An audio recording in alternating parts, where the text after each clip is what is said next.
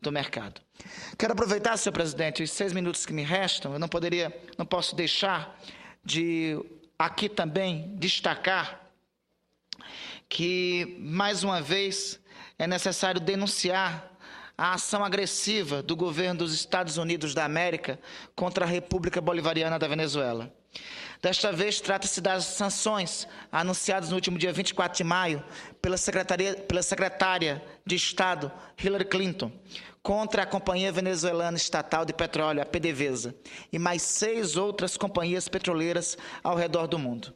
A alegação dessa vez, mais uma vez, é que essas empresas apoiam o setor energético do Irã, ou seja, uma clara intervenção na soberania das atividades econômicas de uma outra nação. Esta ligação, como já disse, é uma confissão cabal da vontade de subjugar a decisão livre dos países do continente que possuem direitos soberanos de estabelecer suas relações diplomáticas e comerciais.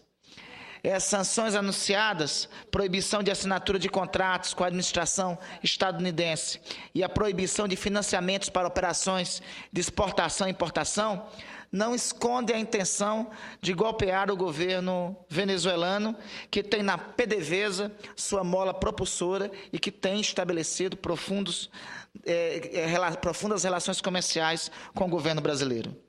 Da mesma forma, nos últimos anos, o povo venezuelano tem contado com essa empresa petrolífera para o financiamento de projetos que erradicam o analfabetismo na Venezuela. Aliás, foi devido a destinar o dinheiro do petróleo não mais para a elite venezuelana, e sim para os programas sociais, que a Venezuela foi declarada, na última década, território livre do analfabetismo.